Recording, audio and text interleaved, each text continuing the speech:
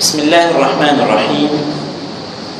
الحمد لله رب العالمين، والصلاة والسلام على سيد المرسلين محمد الأمين وعلى آله وصحبه ومن تبعه بإحسان إلى يوم الدين.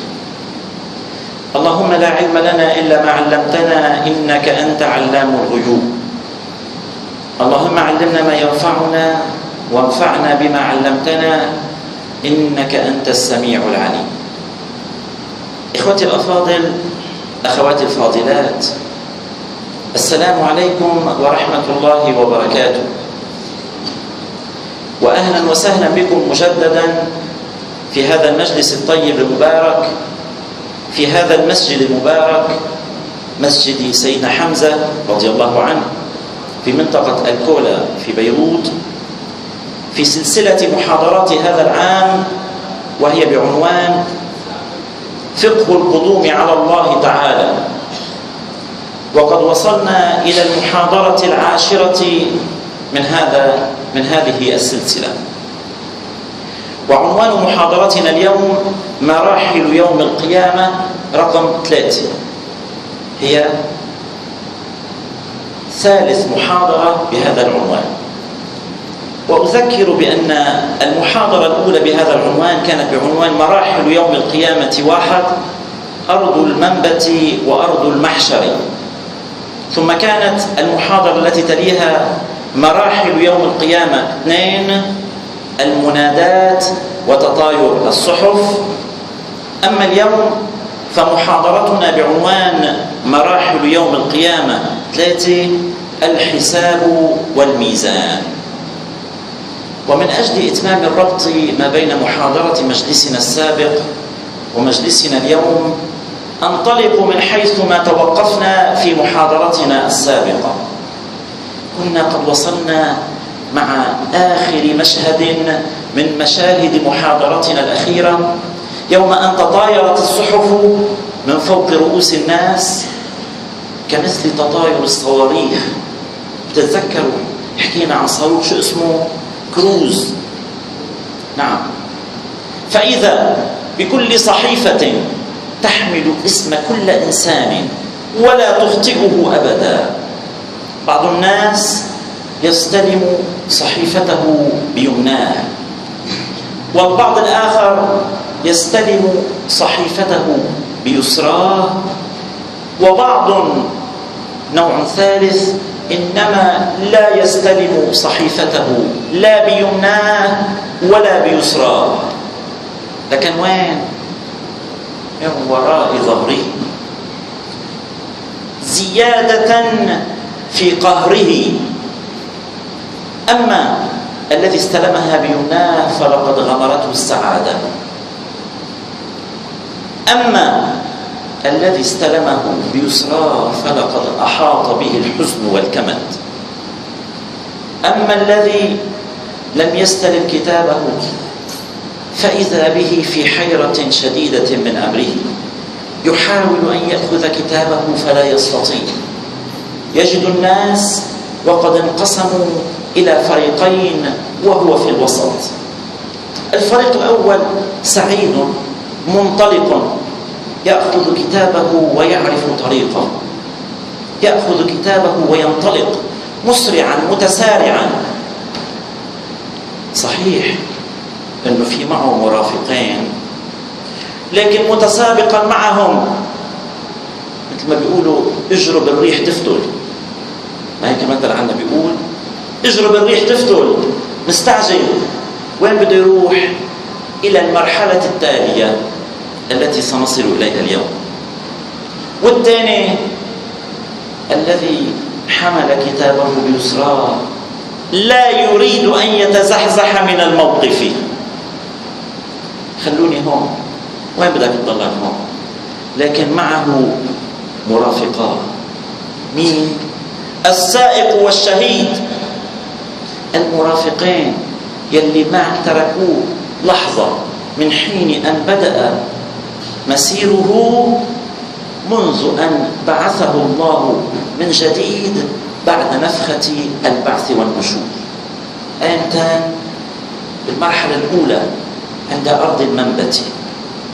مش خرج من أرض المنبت؟ مش أمر أن يذهب إلى أرض المحشر معه سائق وشهيد لا يفارقانه؟ إما أن يكونا كمثل المرافقين المكرمين، إما أن يكونا الدافعين السائقين. دفشو تدفيش. وهنا أيضا بعد نهاية تطاير الصحف وقد حصل على كتابه بيسراه، يدفعانه دفعا يسوقانه سوقا. غصبا عنك بدك تروح، لا يريد أن يذهب إلى هناك لأنه يعرف ماذا ينتظره هناك. غصبا عنه بده يروح. أما الثالث فهو حائر، لأنه يحاول بعد في عنده أمل كاذب بأنه عساي أستطيع أن أستلم كتابي الذي لم أستلمه بعد ما زال خلف ظهري بيمناه، وأن له ذلك. فإذا به يقع ويدور حول نفسه ويحاول ويستمر في المحاولة ويستميت في المحاولة ولا يستطيع ذلك. نتساءل لماذا هذا الصنف؟ لأنه كان أشد على الله عز وجل حال حياته الدنيا من ذاك الذي استلم كتابه بيسراه. ليش في أشد من ذاك الذي كان كافرا واضح الكفر؟ نعم، الأشد منه هو المنافق. إن المنافقين في الدرك الأسفل من النار، مش بالأوسط بالنار ولا بالعالي بالنار، لا، تحت. يعني الكفار أعلى منهم والمشركين كمان أعلى منهم. ما نحن كنا نوقف وراء الرسول صلى الله عليه وسلم ونصلي معه، ما بيشفع لنا أبدا، لأنكم كنتم كذبا، كنتم تتظاهرون بالإسلام، ما كنتم مسلمين. فلذلك كان جرمكم مضاعف. الجرم الأول أن قلوبكم كانت سوداء مظلمة، كنتم كفارا في داخلكم. والجرم الثاني أنكم كنتم تكذبون على رسول الله وعلى أنفسكم وعلى الناس وعلى الله عز وجل. الله أكبر، جرم مضاعف. ولذلك فإن عذاباتكم مضاعفة، ولذلك فإن حصولكم على كتابكم سيكون صعبا. الحاصل بنهاية المطاف، بعد أن يكون قد فرغت أرض المنادات، راحوا كل الناس، أهل كتاب الإيمان، أهل كتاب اليمين قد أصبحوا هناك أول الناس، ومن ورائهم أهل كتاب يسراهم، أهل كتاب الشمال. بعدهم بفترة زمنية الله تعالى بها أدرى، يأذن الله عز وجل أن يحصل على من أتاه كتابه من وراء ظهره على كتابه بيسراه.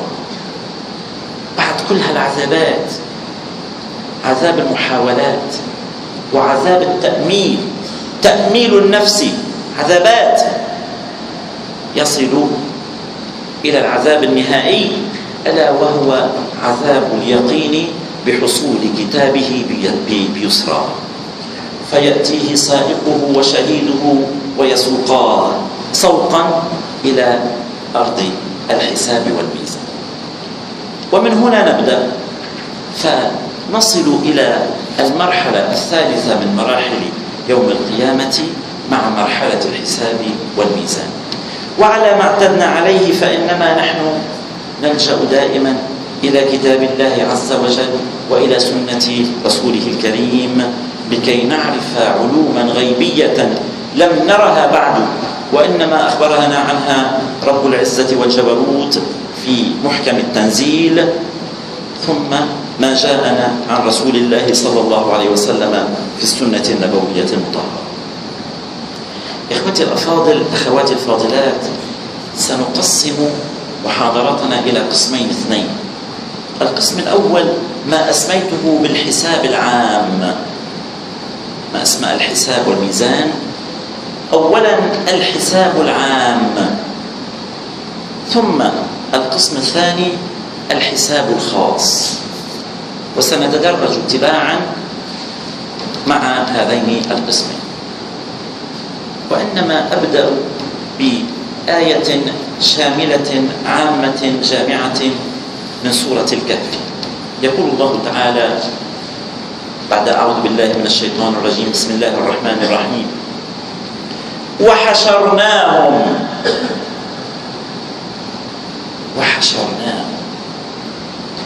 كلمة معبرة جدا، مش تركناهم ولا ذريناهم، وإنما وحشرناهم فلم نغادر منهم أحدا. قدر حدا منهم يهرب؟ مستحيل، لا يمكن أنه حدا منهم يهرب. كم عددهم؟ مليارات المليارات. حيضيع حدا؟ لا يمكن أبدا. وحشرناهم فلم نغادر منهم أحدا. الإخبار يأتيني وأنا ما زلت بعد في الدنيا. الله عز وجل يخبرنا: وحشرناهم فلم نغادر منهم أحدا. أي أمل يحدو ذلك العاصي أو ذلك الكافر أنه رح أزمت، أنه سيغفر لي، أنه لن أرى بين هذه الجموع، أنه سيكون هناك زحام شديد، ما حدا حيعرف حدا، ما حدا حيشوف حدا. أي أمل يحدوه بأنه لن يوقف لكي يحاسب حسابا عسيرا. وحشرناهم فلم نغادر منهم أحدا وعرضوا على ربك صفا. الملائكة تصفهم صفوفا مثل صفوف الجنود في الجيوش حال حياتنا الدنيا. وعرضوا على ربك صفا لقد جئتمونا كما خلقناكم أول مرة. ما معنى ذلك؟ معناه أنه لن يكون معك هناك لا نصير، لا صديق، لا بوديغارد، لا أعوان، لا حاشية، لا مساعدين، لا رفقاء، لا مؤانسين، أبدا. لقد جئتمونا كما خلقناكم أول مرة بل زعمتم أن لن نجعل لكم موعدا. وهذا لسان حال أغلب أهل الدنيا، أغلب البشر في هذه الدنيا يزعمون أنهم لن يعودوا إلى ربهم. انظر إلى حال البشرية منذ أن أوجدها الله عز وجل على وجه هذه الأرض، وحاول أن تنظر في تعداد هؤلاء البشر. أولئك الذين ظنوا أنهم سيعودون إلى ربهم، وأولئك الذين قالوا لا عودة ولا رجعة ولا بعث ولا نشور ولا حساب. تجد أنه أكثر من 3/4 البشرية أولئك الذين اطمأنوا أنهم لن يعودوا إلى ربهم. غريب أمرك أيها الإنسان. الله عز وجل أرسل لك الرسل تلو الرسل والرسالات والأنبياء والمرسلين والكتب، كل ذلك ينبيك، يوضح لك، ينبهك: انتبه أيها الإنسان، إنك عائد إلى ربك، إنك ستحاسب عن كل فعل تفعله في هذه الدنيا. أغلب الناس يرمون هذه المعلومة وراء ظهورهم، أغلب الناس، حتى أولئك الذين سمعوا بها، حتى أولئك الذين آمنوا بها قلما يأبهون لها. بيقول لك إيه، سمعنا إنه في رجعة إلى الله، بس ما بنعرف كيف، ما بنعرف إمتى، ولا تسألني كيف، ما سألت بحياتي وما رح أسأل، ولا بدي أسأل، ولا تخبرني، ولا بدي أعرف.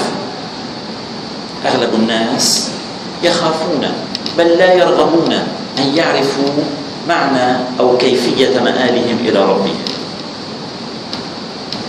وحتى ولو كانوا على يقين أنهم عائدون إلى ربهم، إلا أنهم رغم ذلك يجترحون المساوئ والمعاصي ويفعلونها ويقولون سيغفر لنا. أغلب كلام الناس سيغفر لنا سيغفر لنا.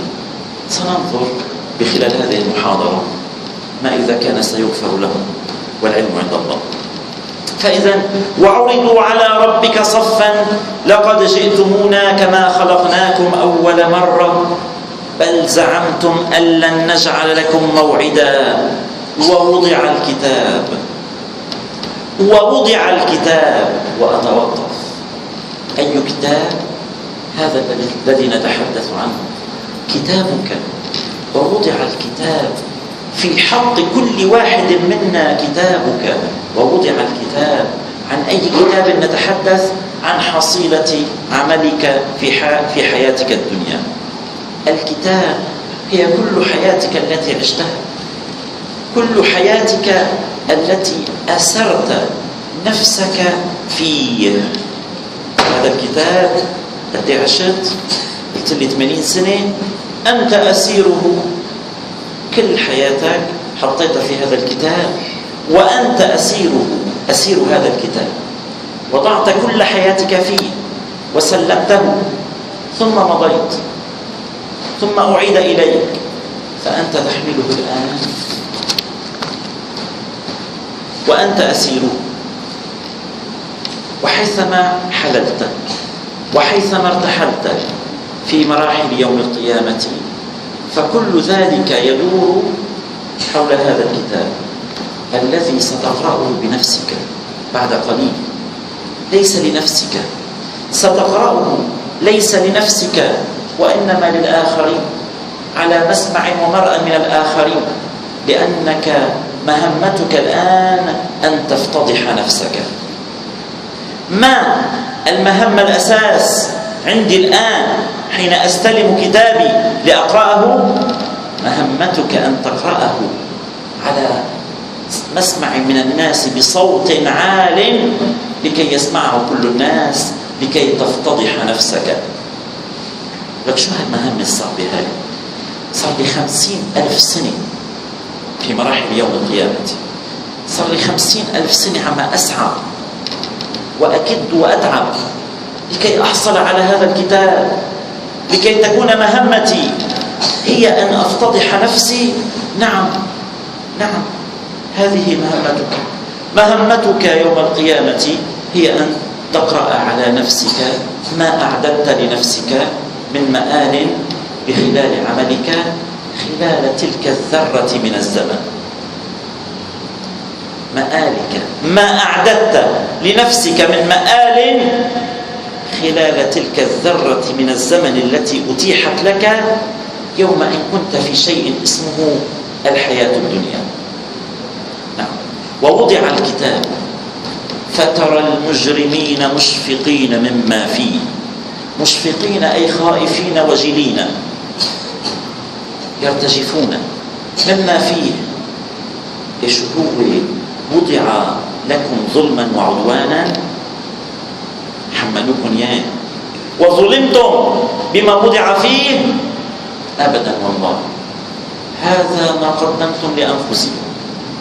فترى المجرمين مشفقين مما فيه ويقولون يا ويلتنا ما لهذا الكتاب لا يغادر صغيرة ولا كبيرة إلا أحصاها.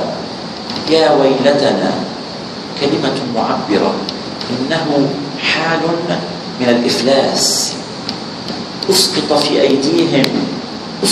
أيديهم يا ويلتنا، يا ويلتنا ما لهذا الكتاب. ينظرون فيه فإذا بهم يرون العجب الكبير والصغير. يقرؤون فيه لقد نسوا ما وضعوا فيه منذ زمن طويل. قلت لك عمره 15 سنة، 16 سنة، 17 سنة، 18، 19، 20، 22، 33، 45 وما يزيد، إلى أن رفع عنه القلم. كلياته مكتوب مكتوب مكتوب مكتوب، كله مكتوب لك. كلهم لك ما سقطوا شيء منهم، ما سقطنا شيء منهم. ما لهذا الكتاب لا يغادر صغيرة ولا كبيرة إلا أحصاها ووجدوا ما عملوا حاضرا ولا يظلم ربك أحدا. إنها المقدمة إخوتي الأفاضل، وسندخل في التفصيل. التفصيل أنه قد وصل كل الناس إلى أرض الحساب والميزان، وصلوا جميعا. وقبل أن يبدأ العرض الكبير بالشهادة من كل إنسان على نفسه، هناك ما نسميه بالحساب العام. وفي الحساب العام عندنا 4 مشاهد منفصلة كلها سنراها. والمقصود بالحساب العام هو حركة تحصل بين المجموعات الكبيرة من الناس. 4 مشاهد. المشهد الأول اسمه سؤال المرسلين وأقوامهم. سؤال المرسلين وأقوامهم. نقراهم، بنقول 4 بعدين نشاهدوا المشهد ورا مشهد.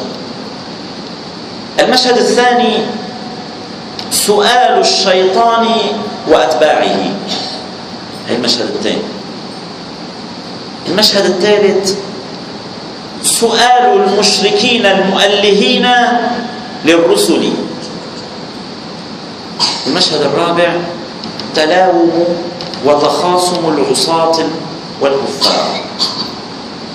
4 مشاهد قبل أن يبدأ المشهد الأكبر والأهم، وهو الحساب الخاص. مع الحساب العام والمشهد الأول منه سؤال المرسلين وأقوال. إن الله عز وجل قد أرسل إلى هذه البشرية عبادا مصطفين مختارين منهم، ألا وهم الأنبياء والمرسلون.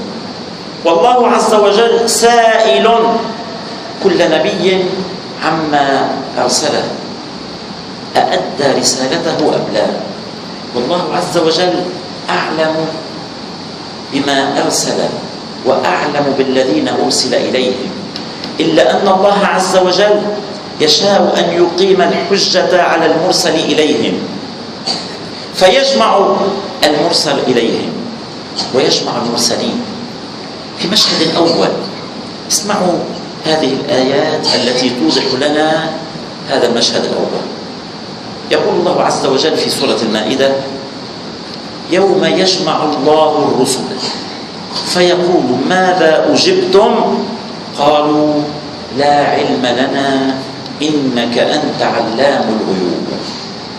نعم، كل مجموعة سيدنا موسى يسأل، سيدنا إلياس يسأل، سيدنا ذا الكفل، سيدنا عيسى، سيدنا إبراهيم، سيدنا يحيى، سيدنا زكريا، كل الرسل من عرفنا ومن لم نعرف، عديدون هم الرسل الذين أرسلهم الله عز وجل إلى البشرية.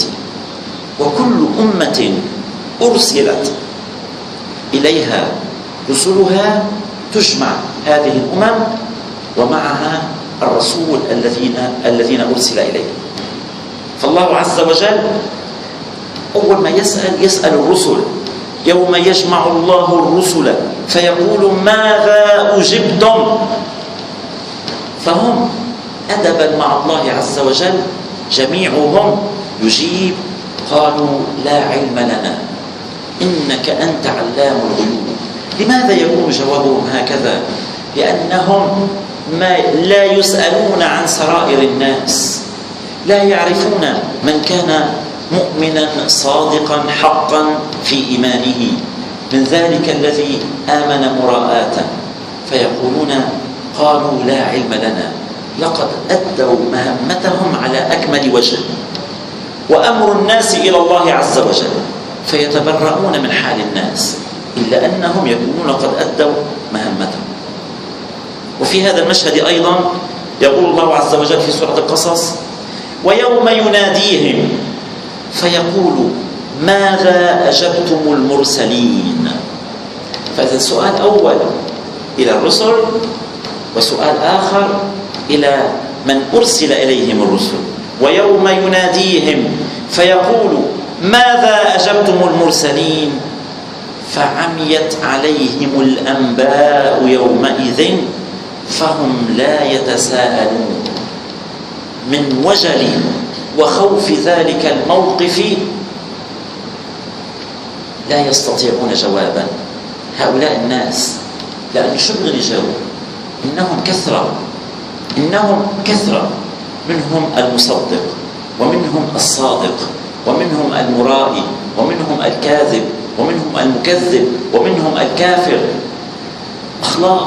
أخلاط في الأمة الواحدة، أخلاط، فلا يحارون جوابا. ويقول الله عز وجل في سورة الأنعام ولو ترى إذ وقفوا على ربهم قال أليس هذا بالحق قالوا بلى وربنا قال فذوقوا العذاب بما كنتم تكفرون. المجموعات الخاصة التي كفرت بأجمعها هنا يعترفون على أنفسهم. أتى إليهم نبيهم أو رسولهم كذبوه كفروا به جمعهم الله عز وجل به. فيقول الله عز وجل مع هؤلاء المجموعات الذين كفروا بالجملة ولو ترى إذ وقفوا على ربهم قال أليس هذا بالحق، أي أليس هذا الرجل قد جاءكم بالحق؟ الآن يعترفون على أنفسهم لا يستطيعون أن يكذبوا. أليس هذا بالحق قالوا بلى وربنا قال فذوقوا العذاب بما كنتم تكفرون. ويقول الله عز وجل في سورة النحل ويوم نبعث من كل أمة شهيدا، أي نبيهم أو رسولهم،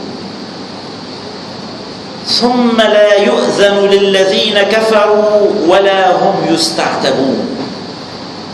وإذا رأى الذين ظلموا العذاب فلا يخفف عنهم ولا هم ينظرون. مش ينظرون ولا لا ينظر إليهم، لا ينظرون أي لا يؤخرون، يستعجل لهم العذاب. وإذا رأى الذين ظلموا العذاب فلا يخفف عنهم ولا هم ينظرون، أي سرعان ما يرموا في نار جهنم. ثم المشهد الثاني بعد مشهد الأمم وأنبيائهم يأتي المشهد الثاني، وما زلنا بالمشهد العام، مجموعات. مين رح يجي هلا؟ رح يجي الشيطان وأتباعه، يجمعهم الله عز وجل. اسمعوا إلى هذا الحوار في سورة إبراهيم. يقول الله تعالى وقال الشيطان لما قضي الأمر، يعني انتهت القصة واستبان الأمر ووضحت كل الأمور التي كانت مخبأة. وقال الشيطان لما قضي الأمر إن الله وعدكم وعد الحق. إن الله وعدكم في الحياة الدنيا، كل الحديث عم يدور على ما جرى في الحياة الدنيا. وأعود فأقول الحديث يدور حول ما جرى في هذه الذرة من الزمن في حق كل واحد منا. وقال الشيطان لما قضي الأمر إن الله وعدكم وعد الحق ووعدتكم. صح، الله عز وجل بيقول لكم في آخرة، ولك ما تصدقوا ما في آخرة. الله عز وجل بيقول لكم في عقاب، ولك غفور رحيم ما في عقاب. الله عز وجل بيقول لكم بدكم تصلوا، لك شو بدك بالصلاة، لك قوموا صوموا، لك شو بدك بالصيام، قوم روح الهو العاب، ضيع وقتك، كل الربا، لا تدفع الزكاة، لا تتصدق. شيطان عم يشتغل. وإن الله وعدكم وعد الحق ووعدتكم فأخلفتكم. وعدتكم أنه ما من عقاب، طلع في عقاب فأخلفتكم. وعدتكم أنه ما في حساب، طلع في حساب. وعدتكم ما في آخرة، طلع في آخرة. فأخلفتكم وما كان لي عليكم من سلطان. أبدا، أنا ما خص. الآن يتبرأ هناك وما كان لي عليكم من سلطان، وهنا يصدق بها. صح، يقول له ما أنت كنت عم تقول لنا، ما أنت كنت متسلط علينا، ما أنت كنت مسيطر علينا.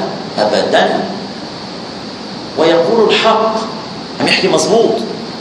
وما كان لي عليكم من سلطان، لأن الله عز وجل ما أذن له أن يتسلط علينا، أن يوسوس لنا، نعم، نبعيد بعيد، يزين لنا، نعم، أما أن يتسلط علينا فأبدا، لا وألف لا.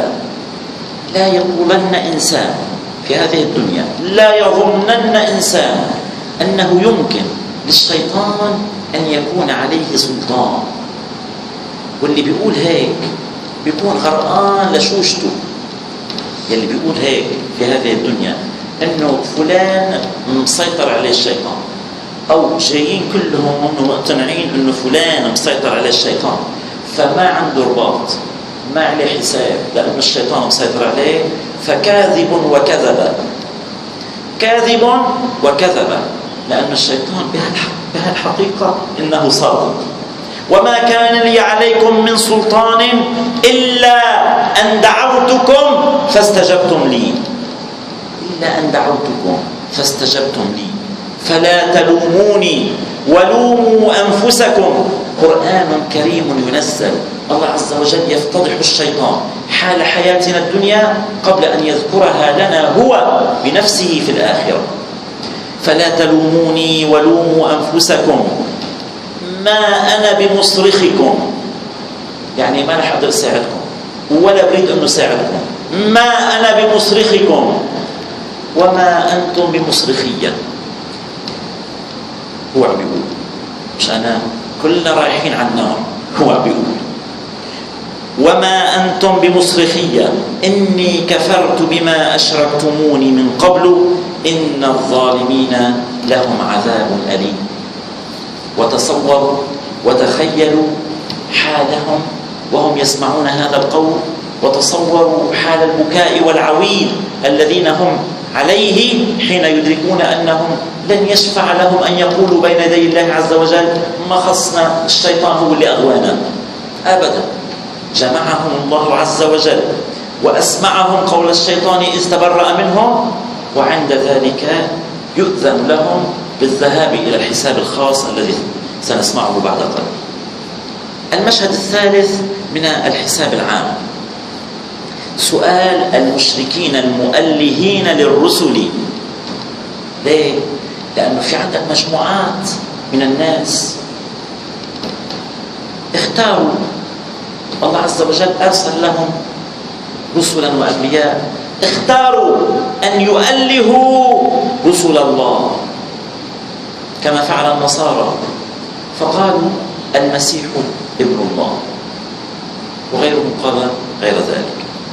فنقرأ في سورة المائدة: وإذ قال الله يا عيسى ابن مريم أأنت قلت للناس اتخذوني وأمي إلهين من دون الله قال سبحانك ما يكون لي أن أقول ما ليس لي بحق إن كنت قلته فقد علمت تعلم ما في نفسي ولا أعلم ما في نفسك إنك أنت علام الغيوب.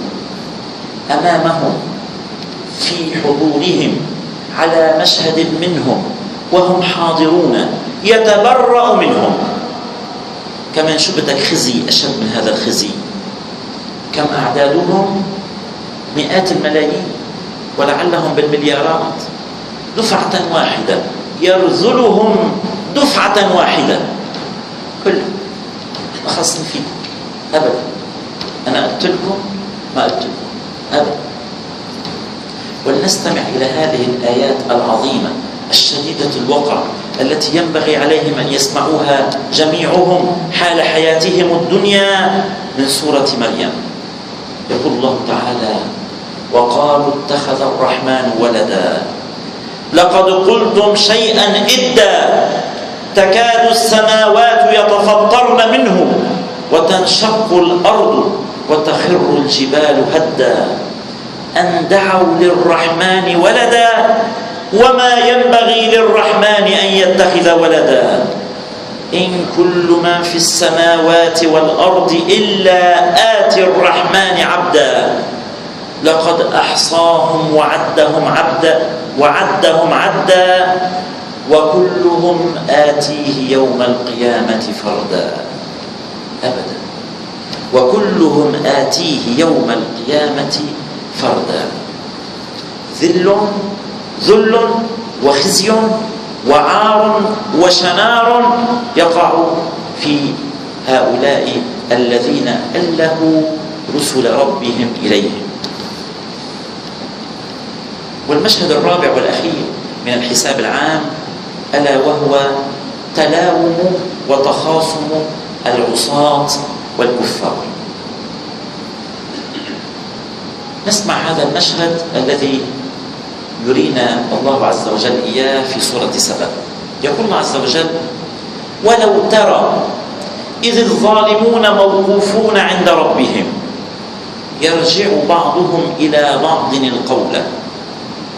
يعني واحد برد على الثاني، مجموعات ضخمة مجموعون قبل أن يرسلوا إلى الحساب الخاص، مجموعات تموج في بعضها. يقول الذين استضعفوا للذين استكبروا لولا أنتم لكنا مؤمنين، لولا أنتم لكنا مؤمنين. عم يرموا الملامة على غيره. قال الذين استكبروا للذين استضعفوا أنحن صددناكم عن الهدى بعد إذ جاءكم بل كنتم مجرمين. كل ناس تتبرأ من ناس، كل ناس بيرفضوا ناس. وقال الذين استضعفوا للذين استكبروا، عم يردوا على بعض. بل مكر الليل والنهار كنتم من الذين استضعفوا عم يقولوا للذين استكبروا بل مكر الليل والنهار إذ تأمروننا أن نكفر بالله ونجعل له أندادا وأسروا الندامة لما رأوا العذاب وجعلنا الأغلال في أعناق الذين كفروا هل يجزون إلا ما كانوا يعملون. أبدا. مشهد صغير لكن واقع الحال أنه معهم براح من الوقت. المشهد المأخوذ هو مشهد وجيز لكن معهم سنوات، لعلها عشرات السنوات، وهم يتناجحون فيما بينهم، يتخاصمون، يتشاجرون. الله عز وجل يأذن لهم ويزدادون كمدا على كمد. الله عز وجل يجمع أهل الكفر مع بعضهم قبل أن يبدأ حساب كل واحد منهم، كل فرد منهم. مثلهم في ذلك كمثل مجموعة اللصوص ائتمروا على سرقة ثم ضبطوا جميعا وحطوهم كلهم بآوش واحد، وإذا بهم يختصمون فيما بينهم. بيقول له أنت العقل المدبر، بيقول له بالعكس، لا بل أنت اللي أوحيت لي إنه رح نقدر إنه نعمل العملية. بيقول له الحق عليك، لا الحق عليك، بيقول له لا الحق عليك، بتخاصموا فيما بينهم. هيدا بعد ما أخذتهم الحكومة رح تحاكمهم، فإذا بهم يزدادون كمدا فيما بينهم طول ما أنه بعدهم السجانين جامعينهم كلهم سوا بالآوش الواحد. وهكذا حال المجرمين مجتمعين مع بعضهم عند الحساب العام سنوات طويلة وهم يتخاصمون فيما بينهم، الحق عليكم لا الحق عليكم. ثم بعد ذلك يؤذن لهم بالذهاب إلى الإقرار على أنفسهم كل واحد بوحده.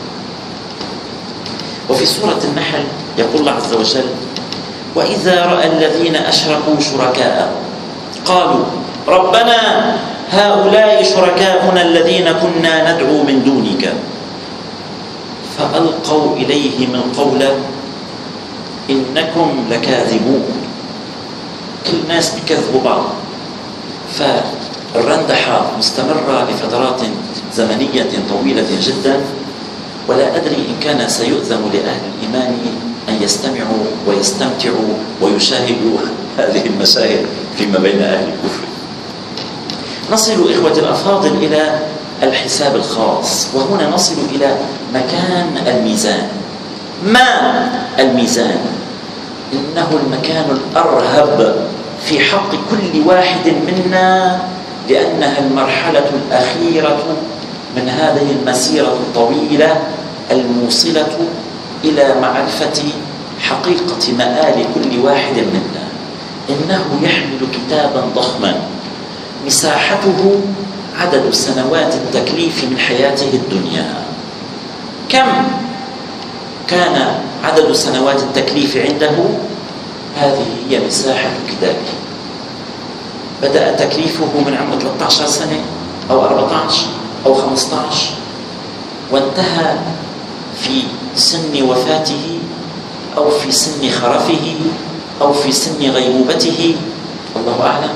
طيلة هذه الفترة كلها مسجلة في هذا الكتاب، وهو يحمله ويذهب به إلى مكان الاجتماع العام عند أرض الميزان، حيث الحساب الخاص. فهناك منصة عامة كبرى علوة، مثل كأنه مسرح كبير، سيرتقيها كل واحد منا بمفرده تحت الأضواء المسلطة عليه، وكل الخليقة ستقف بانتباه شديد وإصغاء شديد وإحداد بصر لمشاهدة واستماع كل ما سيقر كل واحد منا على نفسه. أبدا. يفتح كتابه، ينادى عليه، يصعد إلى المنصة، يفتح كتابه ويبدأ بالإقرار على نفسه.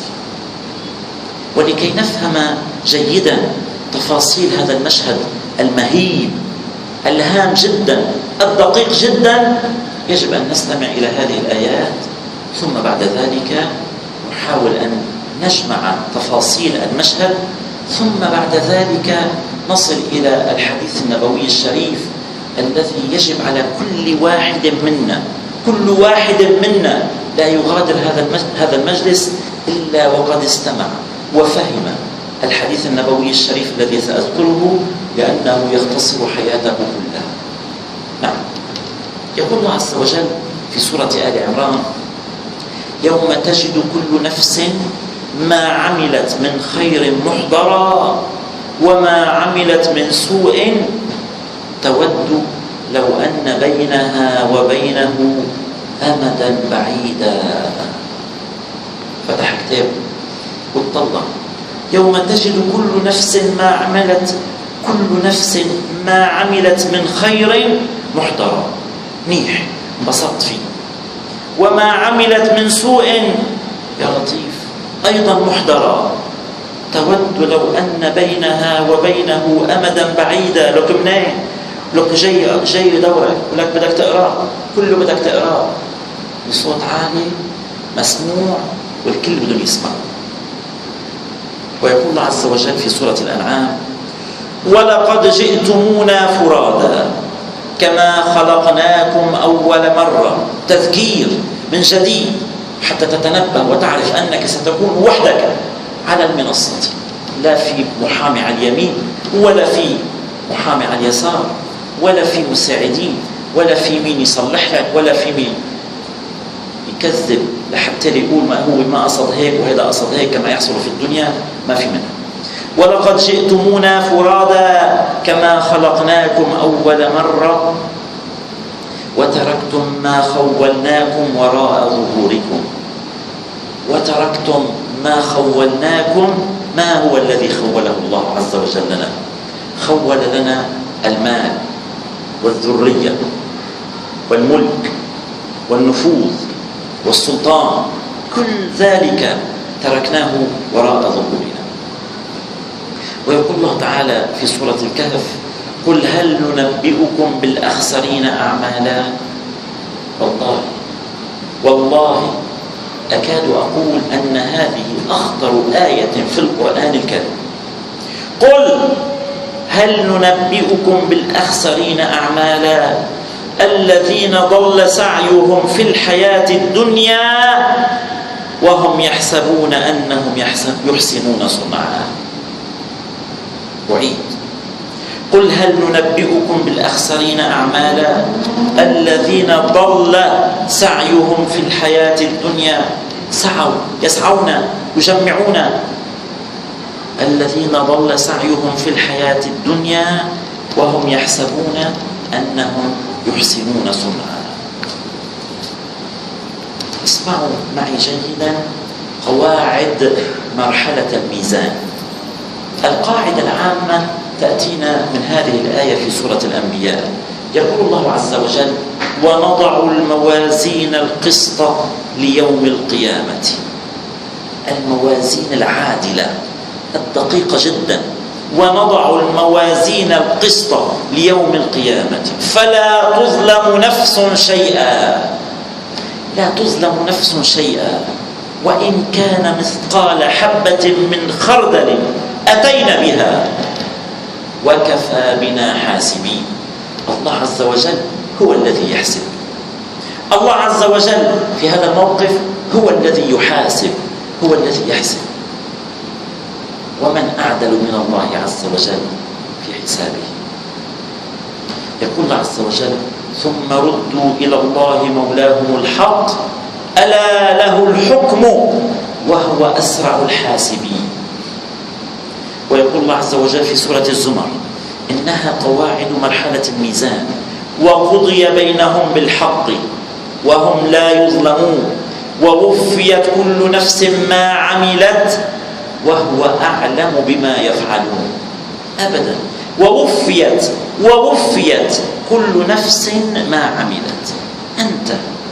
أنت تشهد على نفسك، أنت تعد لنفسك، أنت تحجز مكانك في الجنة، أنت تحجز مكانك في النار، أنت تأخذ نصيبك مما أعددت لنفسك.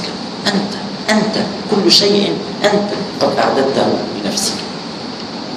ويقول الله عز وجل في آيات رائعة في سورة الإسراء: ونخرج له يوم القيامة كتابا يلقاه منشورا اقرأ كتابك كفى بنفسك اليوم عليك حسيبا من اهتدى فإنما يهتدي لنفسه ومن ضل فإنما يضل عليها ولا تزر وازرة وزر أخرى. ثم ننظر إلى سورة النجم لتكملة المعنى: وألا تزر وازرة وزر أخرى وأن ليس للإنسان إلا ما سعى وأن سعيه سوف يرى ثم يجزاه الجزاء الأوفى وأن إلى ربك المنتهى. ويقول الله عز وجل في سورة الحاقة: يومئذ تعرضون لا تخفى منكم خافية. أتتخفى حال حياتك الدنيا عن الناس؟ تغلق على نفسك الأبواب، لا تريد أن يراك أحد؟ يا مسكين، إنك ستتحدث عن نفسك ليس على مسمع من 5 أشخاص أو 10 أشخاص أو أهل حيك أو أهل مدينتك أو على تلفزيون مدينتك أو تلفزيون بلدك أو على فضائية هذه الدنيا، لا، بل على مسمع ومرأة من كل الخليقة. ولك جمعتهم كلياتهم، وبالأخص لما بتقول لهم: وفي هذه اللحظة أغلقت علي الأبواب يا لطيف، شو تشرئب الأعناق وتتفتح الآذان. نحن اليوم بس يعرفوا إنه واحد عمل شغلة بس عملها بالمخفى، اللي قاعدين كلياتهم اللي كانوا نايمين بفيقوا. شو عملها بالمخفى؟ يسمعني شو عمل؟ فكيفك أنت لما هو بيقول عن حاله: اسمعوا جيدا ماذا فعلت حين أغلقت الأبواب؟ مديت إيدي على جارور الخزنة تاعت الإدارة الفلانية بالحكومة، بعد ما ظهروا كل الموظفين سكرت الابواب. ايه وش عملت بعدين؟ كم واحد عم يسمع؟ مليارات المليارات. ايه خبرنا هلا شو عملت؟ مديت ايدي وشلت كروزات المصاري، وبعدين حطيتهم بالشنطه السوداء، وبعدين موهت عليها. وكيف ظهرت من المبنى والحارس تحت؟ رح يخبركم كيف وبيخبرنا كيف، واللي بعده واللي بعده وشو اللي شاف. احنا قاعدين عم نتسمع، كل واحد منا جاي دوره ليخبر عن نفسه. يومئذ تعرضون لا تخفى منكم خافية، كل صغيرة وكبيرة. ويا أخي هيدي هينة، هيدي قصة السرقة هينة على جسامتها وعظمها. طيب كيف أنت بذاك الذي سيتحدث عن زناه؟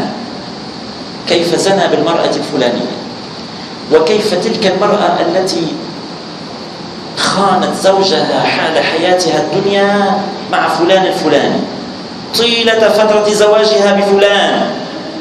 يا لطيف، الله أكبر، كم سيخرج لنا من صحائف هؤلاء الناس من أمور وأمور وخفايا وخبايا، وكل إنسان هو الذي يتحدث عن نفسه. ويقول الله عز وجل في سورة المجادلة: يوم يبعثهم الله جميعا فينبئهم بما عملوا أحصاه الله ونسوه والله على كل شيء شهيد. ويقول الله عز وجل في سورة الزلزلة: فمن يعمل مثقال ذرة خيرا يره ومن يعمل مثقال ذرة شرا يره. ولكي لا تبدو محاضرتي التي أوشكت على النهاية أنها محاضرة سوداوية، وإنه شو هالدكتور فؤاد اليوم ما عم يخبرنا إلا عن أخبار صعبة وأخبار ما بتسر وأخبار ما حلوة، اسمعوا كيف سأنهي محاضرتي.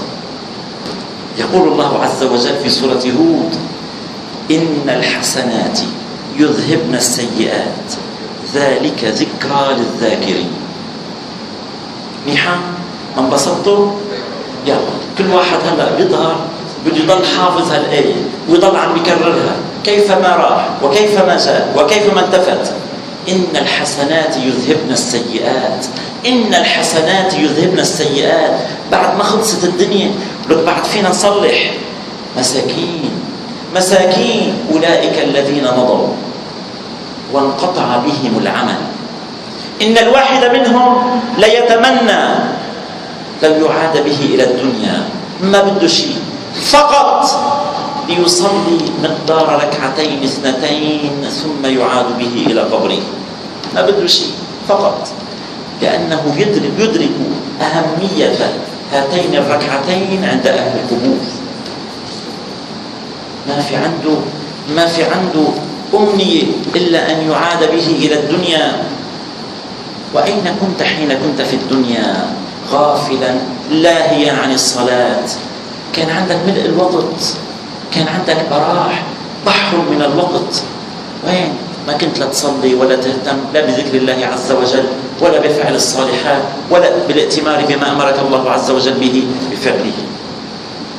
وقبل أن أصل إلى حديث رسول الله صلى الله عليه وسلم أذكر مشهد من دقائق مشاهد اعترافات العباد عند مرحلة الحساب، فقط لكي يدرك الواحد منا أنه كم أن الحساب دقيق على الناس. هذا المشهد من سورة فصلت. يقول الله عز وجل: حتى إذا جاءوها، واحد حتى إذا جاءوها شهد عليهم سمعهم وأبصارهم وجلودهم بما كانوا يعملون. أتاري ما بس كتابك عم يشهد عليك، أتاري ما بس الناس عم تشوفك، أتاري في عندك أجزاء من جسمك أيضا كانت عم تشهد عليك وقت اللي كنت عم تعمل الموبقات والأفاعيل. حتى إذا جاءوها شهد عليهم سمعهم وأبصارهم وجلودهم بما كانوا يعملون. وقالوا لجلودهم: لم شهدتم علينا؟